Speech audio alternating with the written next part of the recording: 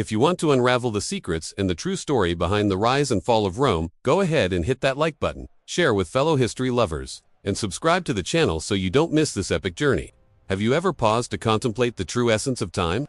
Not the trivial time of seconds and minutes that rush by on our digital clocks, but the imposing time of history. The kind that, with its inexorable march, chooses protagonists, topples empires, and transforms mere villages into eternal legends. In Rome, this dance with time did not begin with a hand on a dial, but with a legend. A legend that speaks of twins abandoned to the mercy of a river, of a she-wolf who, against all odds, suckles them, and of a man who, in tracing the boundaries of a new city, had no idea that he was, in fact, winding the clock that would mark the destiny of the entire Western world for millennia. Welcome to a journey through the ages. Welcome to Romulus's Clock. The story of Rome, in its most poetic and foundational version, officially begins on April 21, 753 BC. But, as in every great myth worth its salt, the precision of the date is infinitely less important than the profound symbolism it carries. Romulus and Remus, sons of Mars, the god of war, and the Vestal Virgin, Rhea Silvia, are cast into the Tiber River by order of Amulius, the usurper king of Alba Longa, who feared a prophecy. Saved by a she-wolf who suckles them in a cave on the Palatine Hill, and later raised by the shepherd Faustulus, the twins grow up with unusual strength and destiny. Upon discovering their noble origin and the injustice suffered by their mother and grandfather, they decide to found a new city. But time, in this case, was already in dispute. Not chronological time, but the time of primacy, of leadership. Remus, perhaps more impulsive, wanted to found the city on the Aventine Hill. Romulus, more pragmatic and visionary, preferred the Palatine. To resolve the contention, they appealed to the gods through augury, the reading of divine signs in the flight of birds. Remus sees 6 vultures first. Romulus, a little later, sees 12. The interpretation is clear. Romulus has divine favor, and, therefore, the right to found the city. Time, here, is augury. It is omen. It is destiny. It is the will of the gods manifested at the right moment. And Romulus, impatient and determined, traces a sacred furrow in the earth with a plow, delineating the walls of the future Rome. Remus, perhaps out of jealousy, perhaps out of disdain, mocks his brother and, in an act of defiance, jumps over the furrow. In an instant of fury and assertion of power, Romulus kills him. Thus shall perish anyone who dares to cross my walls, the legend says, echoing through the centuries. The first tick-tock of Romulus's clock is an assassination, an act of fratricide that, paradoxically, cements the foundation of one of history's greatest civilizations. It is a brutal beginning, but one that already announces the relentless and ambitious nature of what Rome would become. But time, in Rome, was not just legend or destiny. It quickly became a tool, an instrument of power and control. The Roman calendar, in its early days, was a mess. Based on lunar cycles, it was often out of sync with the solar year. To correct this, intercalary months were added, but this decision rested with the pontiffs, the Roman priests. And therein lay the problem. The pontiffs, who were also influential political figures, manipulated the months to favor allies, extend mandates, or shorten the time of their opponents. Time, in Rome, was literally a bargaining chip, a malleable resource in the hands of those who held religious and political power. This manipulation led to chaos. Religious festivals were celebrated in the wrong seasons. Farmers didn't know when to plant or harvest, and civic life was a confusion. The need for order was glaring. It was Julius Caesar, in 46 BC, a military and political genius, who finally tackled this challenge. After his campaigns in Egypt, he was inspired by the much more accurate Egyptian solar calendar. With the help of the astronomer Sosigenes of Alexandria, Caesar implemented a radical reform. The Julian calendar was born, with 365 days and a leap day every 4 years. To correct the accumulated discrepancy, the year 46 BC had to have 445 days, becoming known as the Year of Confusion. With this reform, time was rationalized, standardized, and, to a large extent, depoliticized in its basic counting. However, authority over the calendar still resided in the central power. The Senate, the consuls, and later the emperors all tried to control time, no longer in its counting but in its narrative. They wanted time to record their deeds, their victories, their laws, because whoever controls time, whoever defines what is remembered and how it is remembered, controls history. And in Rome, history was the greatest weapon of all. Romulus's clock is not a physical object that we can find in a museum. It is a living, pulsating metaphor that resonates through the foundations of the city, in its wars, in its laws, in its streets paved with centuries of history. It is the time that pulses to the rhythm of harvests in the fertile fields of Latium, in the relentless marches of the Roman legions, in the conspiracies whispered in the corridors of power, and in the heated debates of the Forum. This metaphorical clock ticks incessantly, It marks the time of glorious triumphs, when victorious generals paraded with their spoils and captives, and the time of bitter defeats, which tested the resilience of the Roman people. It echoes in the voices of orators, in the hammer blows of aqueduct and road builders, and in the shouts of gladiators in the arena. Romulus's clock is merciless, because in Rome, even the gods, with their cults and temples, seem to age and adapt to new times. It is the silent witness to the rise and fall of families, of dynasties, of ideals. The Romans, with their profound understanding of the transience of life and the grandeur of their achievements, knew that memory was the only way to fight against the veracity of time. Therefore, they carved their deeds in stone, with an almost religious obsession. They built triumphal arches to eternalize victories, erected statues of their leaders and heroes, wrote detailed chronicles and annals. They wanted every moment of glory, every law promulgated, every exemplary life to be recorded for posterity. But time, that relentless and selective narrator, decides what remains and what is lost in the mists of history.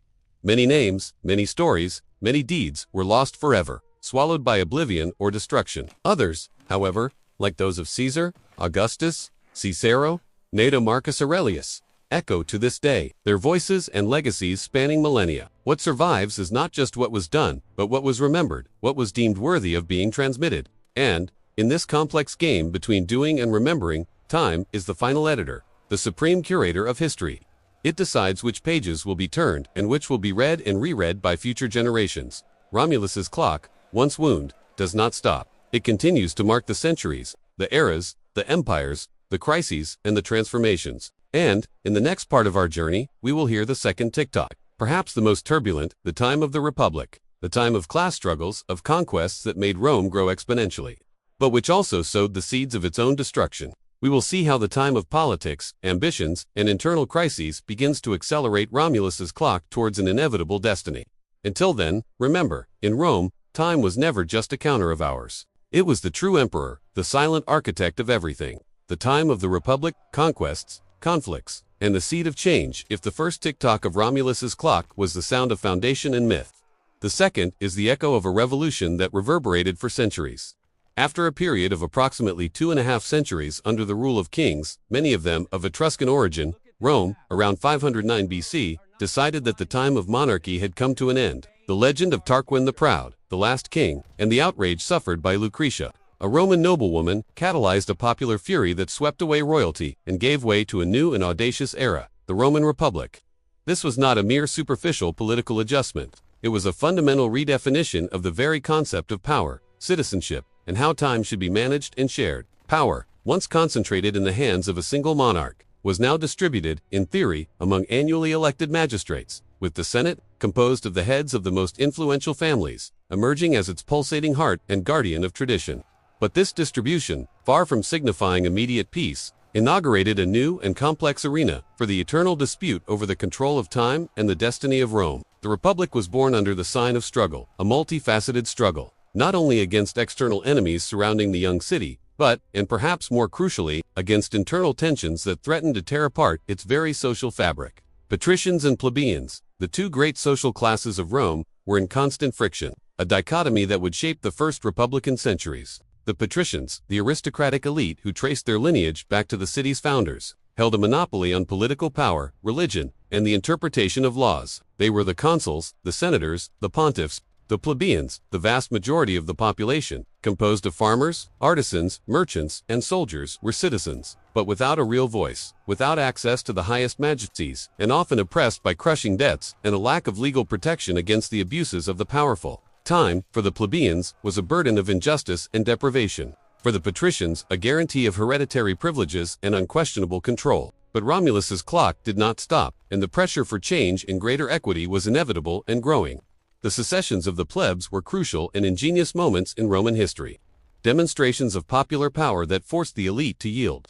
In an unprecedented act of civil disobedience, the plebeians, on several occasions, simply abandoned the city, withdrawing to the Sacred Mount or the Aventine, paralyzing Rome. These strikes forced the patricians to negotiate and make significant concessions. The time for change had come, driven by plebeian solidarity and determination. In 494 BC, the office of tribune of the plebs was created. Magistrates elected by the plebeians with the sacred power of veto over the decisions of the Senate and any other magistrate, protecting the rights of their class. In 450 BC, after intense pressure, the laws of the 12 Tables were published. making written law accessible to all, and no longer a secret of the patricians, a gigantic step towards legal equality.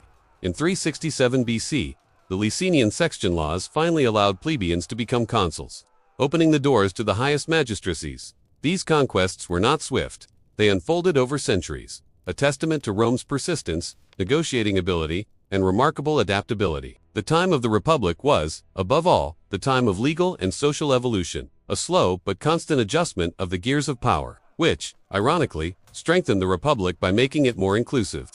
While Rome adjusted and strengthened internally, Romulus's clock also marked the rhythm of relentless territorial expansion. The Italian peninsula, initially a mosaic of independent peoples and city-states, was gradually subjugated and incorporated into the Roman sphere of influence. The Latins, the Samnites, the Etruscans, the Gauls of the north, one by one, they were defeated, assimilated, or transformed into allies, either by force of arms or by astute diplomacy and the promise of citizenship or privileges.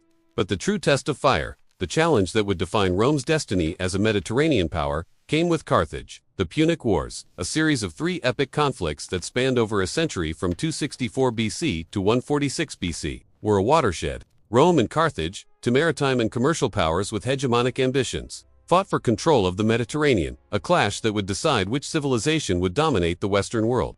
The time of these wars was a time of unimaginable sacrifice, of spectacular victories and devastating defeats that brought Rome to the brink of annihilation. The Second Punic War, in particular, was a period of terror and glory. Hannibal Barca, the Carthaginian military genius, one of history's greatest strategists, crossed the Alps with an army that included war elephants, inflicting humiliating defeats on Rome at Trebia, Lake Trasimene, and, most notably, at Cannae, where a numerically superior Roman army was annihilated. Time seemed irrevocably against Rome, its very existence threatened, with Hannibal encamped at the city gates. But Romulus's clock, though wounded and tested to its limit, did not stop. Roman resilience, its ability to learn from mistakes, to reorganize, and never to give up, was put to the test as never before. Scipio Africanus, the young and brilliant Roman general, turned the tide, taking the war to Africa and defeating Hannibal at Zama. In 202 BC, Carthage was finally destroyed in the Third Punic War, in 146 BC, an act of brutality and revenge that secured Rome's undisputed dominance of the Mediterranean, and transformed it into the greatest power of the ancient world. The time of the Punic Wars was the time when Rome became a superpower, but also the time when the seeds of its future internal crisis were subtly but deeply planted. Expansion and conquests brought unprecedented wealth to Rome, but also abyssal social and economic inequality. Vast tracts of conquered land, which should have been distributed among citizens, ended up in the hands of a few wealthy patricians and a new equestrian elite, forming vast latifundia cultivated by a growing mass of slaves, many of them prisoners of war. Small farmers, the backbone of the Roman legions, who had fought for years in military campaigns, returned home to find their lands ruined, neglected, or, worse, sold at paltry prices to large landowners. Forced to migrate to Rome, they swelled the urban population, creating a mass of unemployed, discontented, and dependent on charity or populist leaders. The time of prosperity for some was the time of misery and hopelessness for many. Romulus's clock, which once marked unity against external enemies, now ticked with the tension of a social time bomb about to explode. In this scenario of growing polarization and discontent, the Gracchi brothers emerged. Tiberius and Gaius. They realized, with remarkable clarity, that the time of the Republic, if it wanted to survive and maintain its base of citizen soldiers, needed urgent and radical reforms. Tiberius, elected tribune of the plebs in 133 BC, proposed an audacious agrarian reform, aiming to redistribute public lands to poor citizens, limiting the amount of land an individual could own. He openly challenged the Senate, which viewed his proposals not only as a threat to its authority but also to the economic interests of wealthy landowners. The time of Roman politics became an ideological and physical battlefield. Tiberius was assassinated by a senatorial mob led by his own cousin, a shocking event that broke a sacred taboo, the inviolability of a tribune of the plebs. The time of political violence, of the physical elimination of opponents, had arrived, and there would be no turning back. Gaius Gracchus, following in his brother's tragic footsteps, continued the struggle, elected tribune of the plebs in 123 BC. He proposed even more comprehensive reforms, including grain subsidies for the poor of Rome, the construction of roads, the founding of colonies for the landless, and, crucially, the extension of Roman citizenship to other Italic peoples, who had fought alongside Rome for centuries without the same rights. His reforms were visionary but also further threatened the power and privileges of the elite. He too was assassinated in 121 BC, under similar circumstances.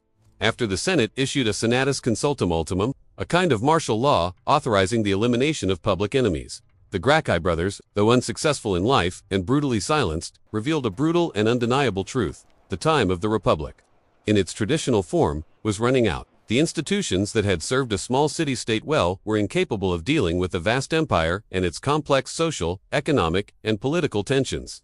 Romulus's clock was accelerating, and the mechanisms for peaceful conflict resolution were failing miserably.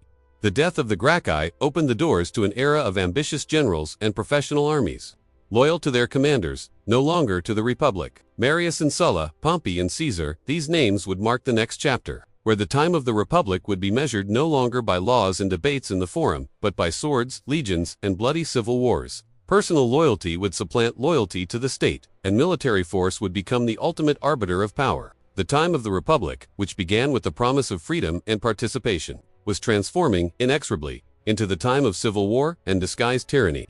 The seeds planted in conquests and internal conflicts were about to blossom into a bitter harvest of blood and destruction. Romulus's clock, which witnessed the mythical foundation and the glorious rise of the Republic, now ticked with a different urgency, a frantic rhythm announcing the end of an era. It marked the time of a profound crisis, of an inevitable transformation that would forever change the face of Rome. And in the next part of our journey, we will witness the third tick-tock, the time of the generals, of the civil wars that tore the Republic apart, and of the final collapse that would pave the way for the emergence of a new and powerful regime, the Empire. Until then, reflect on how the incessant pursuit of power, the inability to adapt to social changes, and the failure to resolve inequalities can, ironically, accelerate the end of an era, even for the grandest and most resilient of civilizations. If the second tick-tock of Romulus's clock echoed the social struggles and expansion of the Republic, the third resonates with the clang of swords and the cry of legions in civil war. The death of the Gracchi brothers was not an isolated incident, but the harbinger of an era of unprecedented political violence, where law and debate were replaced by brute force and unbridled ambition. The Republic, once a model of civic government, was disintegrating under the weight of its own conquests and contradictions. The vast empire that Rome had built, ironically, became the catalyst for its own internal crisis. The wealthy provinces, the armies loyal to their generals, and the mass of impoverished citizens in Rome created a cauldron of instability, where powerful men saw military force as the only path to control. The time of the Republic was running out, and Romulus's clock marked the final moments of an era. The rise of Gaius, Marius, and Lucius Cornelius Sulla personifies this violent transition. Marius, a homo novus, a new man without noble ancestors, revolutionized the Roman army. He abolished the property requirement for military service, opening the legions to the poorest citizens. In exchange for land and plunder, these soldiers swore loyalty to Marius, no longer to the Senate or the Republic. This reform, though militarily effective, transformed the army into a personal tool in the hands of ambitious generals. The time of the civic army had ended. The time of the professional and personal army had begun. Marius, a military hero who saved Rome from Germanic invasions, also became a dictator 7 times, breaking republican traditions. Sulla, a conservative patrician and rival of Marius, represented the aristocratic reaction. The dispute between them erupted into a brutal civil war, the first large-scale conflict to plague Rome. Sulla marched on Rome with his legions, an unthinkable act for a Roman general, forcing Marius to flee. When Marius returned and seized power, a bloodbath ensued. Sulla, in turn, reconquered Rome and instituted the proscriptions, lists of public enemies whose properties were confiscated and whose lives could be taken by anyone without trial. Thousands were killed. Sulla then declared himself dictator, not for 6 months, as was the tradition in times of crisis, but sine die without term. He attempted to restore the power of the Senate and republican institutions, but he did so through tyranny and violence, setting a dangerous precedent. The time of the Republic, now, was the time of terror and military dictatorship, a vicious cycle that would be repeated. After Sulla's retirement, the power vacuum was filled by a new generation of ambitious generals, Pompey, Crassus, and Julius Caesar. They formed the first triumvirate, an informal alliance to govern Rome, circumventing the Senate. Pompey the Great was a brilliant general who had pacified the Mediterranean from pirates and expanded Roman borders in the east. Crassus, the richest man in Rome, crushed Spartacus's slave revolt, and Julius Caesar, an indebted but unparalleled political and military genius, sought his glory in Gaul. The time of the Republic was now the time of backroom deals between powerful men, where the fate of Rome was decided by personal ambitions, not by free elections. Caesar's campaign in Gaul was a spectacle of conquest and cruelty. In 8 years, he subjugated Gallic tribes, extended Roman dominion to the Atlantic, and amassed a fortune and a legion of loyal soldiers. His commentaries on the Gallic War were not just a military account, but a work of political propaganda, projecting his image as an invincible leader. While Caesar was in Gaul, politics in Rome became increasingly chaotic. Clodius and Milo, leaders of political gangs, turned the streets of Rome into battlefields. The Senate, weakened, saw its power erode. The time of civic order had disintegrated, replaced by the time of urban anarchy. The death of Crassus in Parthia dissolved the triumvirate, leaving Caesar and Pompey as the two most powerful men in Rome. The Senate, fearing Caesar's growing power and his popularity with the people and the army, allied with Pompey, ordering Caesar to disband his legions and return to Rome as a private citizen. Caesar, knowing that this would mean his political ruin and perhaps his death, made a decision that would change the course of history.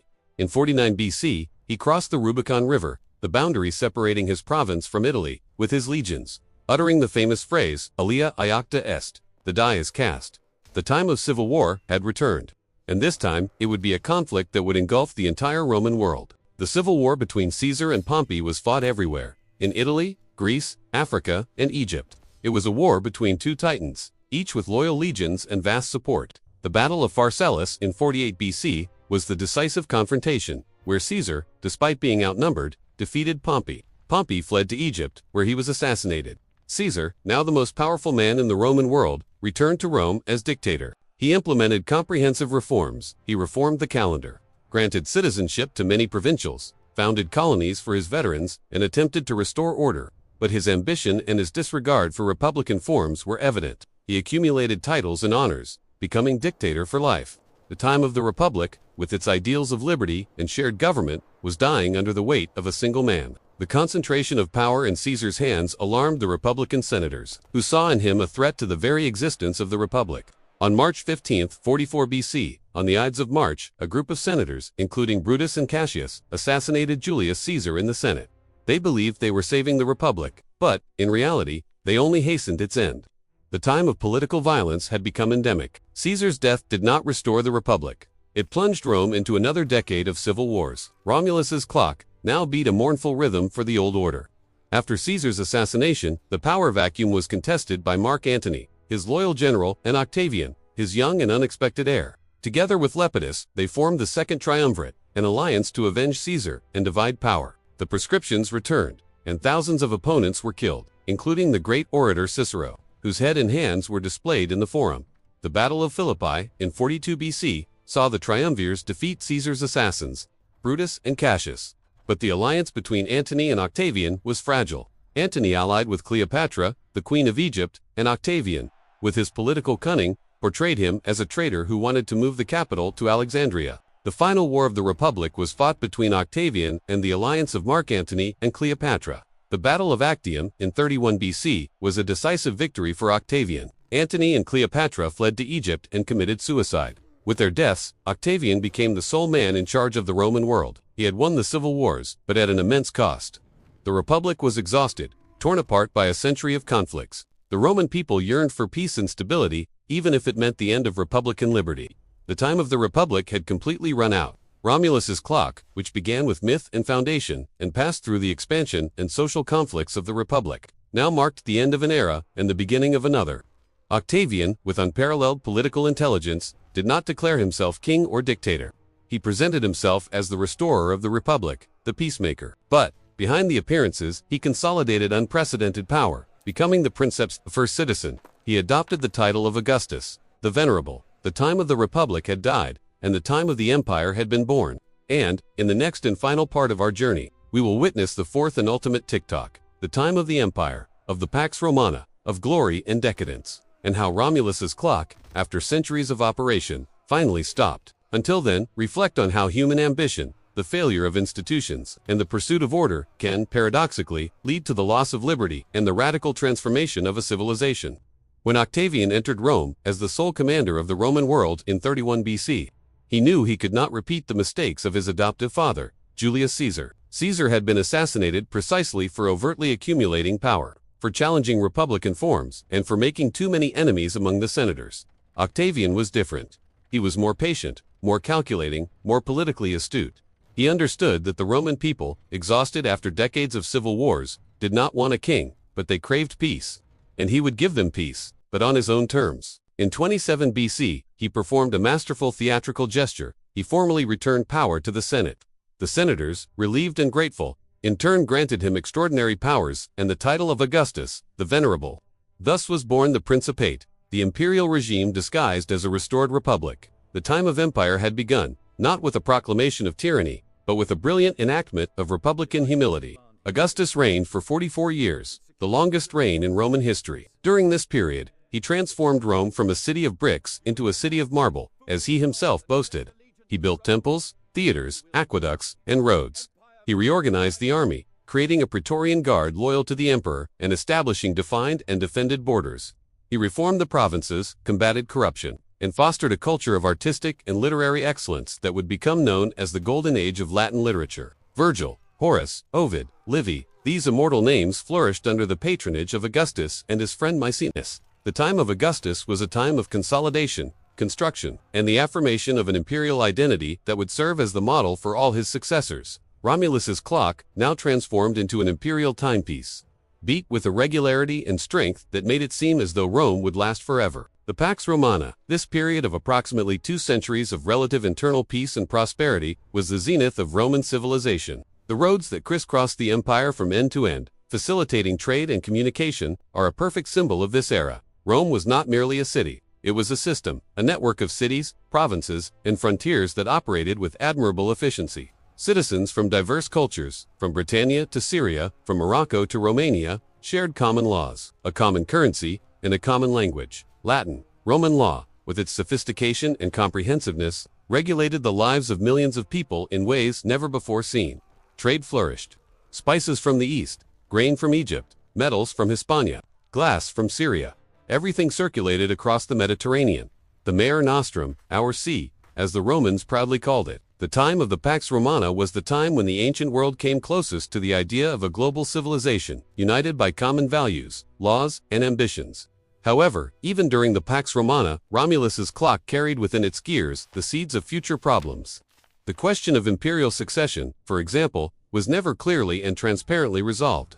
Without a clear rule of heredity or election, each transition of power was potentially a crisis. The Julio-Claudian dynasty produced emperors of radically different profiles.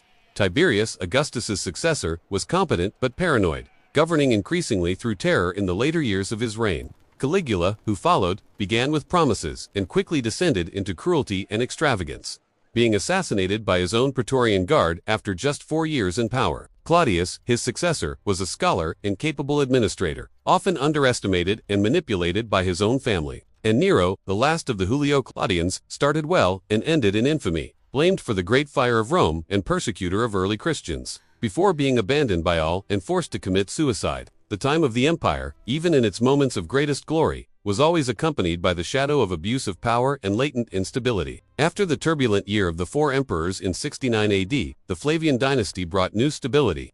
Vespasian, a pragmatic general, an efficient administrator, restored finances and order. His son Titus ruled for only 2 years, but his reign was marked by 2 catastrophic events: the eruption of Vesuvius, which destroyed Pompeii and Herculaneum in 79 AD, and a great fire in Rome. Domitian, Titus's brother, governed with administrative efficiency but with increasing authoritarianism. Being assassinated in 96 AD, then came the so-called 5 good emperors, the most stable and prosperous period of the empire. Nerva, Trajan, Adrian, Antoninus, Pius, and Marcus Aurelius ruled for nearly a century, adopting their successors based on merit rather than blood ties. Trajan expanded the empire to its maximum limits, conquering Dacia, Arabia, and parts of Mesopotamia. Hadrian focused on consolidation and defense of the borders, traveling throughout the empire and building the famous Hadrian's Wall in Britannia. Antoninus Pius ruled in peace and prosperity, being one of the most beloved emperors in Roman history. And Marcus Aurelius, the philosopher, emperor, governed with wisdom and justice, even while facing wars on the Germanic frontiers and the devastating Antonine Plague, which killed millions of people and profoundly weakened the empire. The time of the 5 good emperors was the last great period of Roman glory, the golden twilight before the approaching night. With the death of Marcus Aurelius in 180 AD and the ascension of his son Commodus to power, Romulus's clock began to show clear signs of where Commodus was a megalomaniacal narcissist who believed himself to be the reincarnation of Hercules, appearing in public with a lion's skin and a club, participating in gladiatorial contests in the Colosseum. His administration was chaotic and cruel. He was assassinated in 192 AD, triggering a new series of civil wars. The 3rd century AD was a period of almost uninterrupted crisis, known as the Crisis of the 3rd Century. In just 50 years, more than 20 different emperors ruled Rome, most of them assassinated by their own soldiers.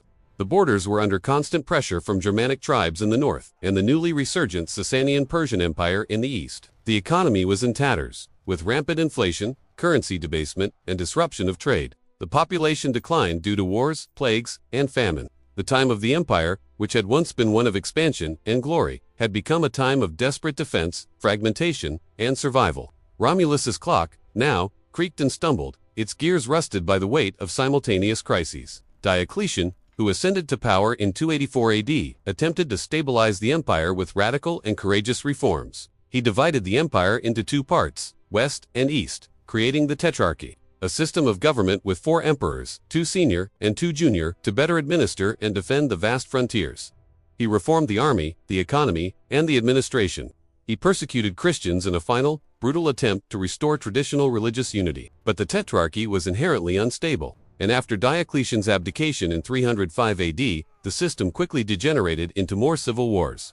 Constantine emerged as the victor, becoming the sole emperor in 324 AD. He legalized Christianity, convened the Council of Nicaea to unify the Church, and founded a new capital in the east, Constantinople, the new Rome, strategically located on the Bosphorus. These decisions profoundly transformed the empire, but also signaled an irreversible shift. The center of gravity had moved eastward, and Rome, the city, was losing its centrality. The time of the empire was now the time of religious and geographical transformation, a metamorphosis that would determine the future of Western civilization. The 5th century AD was the century of the fall of the West. Barbarian invasions intensified overwhelmingly. Visigoths, Vandals, Huns, Burgundians, and Ostrogoths crossed the borders, sacking cities and establishing their own kingdoms within what had been Roman territory. Rome itself was sacked by Alaric's Visigoths in 410 AD, an event that shocked the ancient world and inspired St. Augustine to write his monumental work, The City of God. The Vandals sacked Rome again in 455 AD.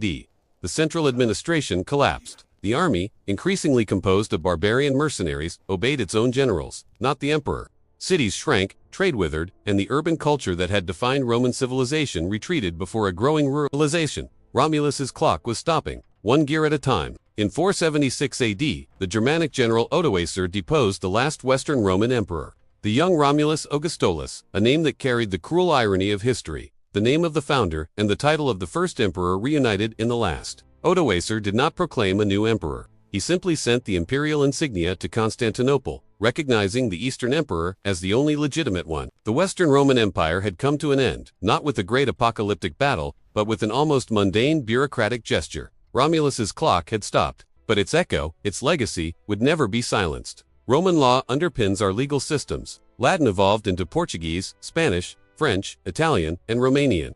The Catholic Church inherited the imperial administrative structure. The idea of Europe, of Western civilization, of universal law, are all children of Rome. Time may have stopped Romulus's clock, but it could not erase what it wrote. And that is why, more than 15 centuries later, we still sit to tell its story.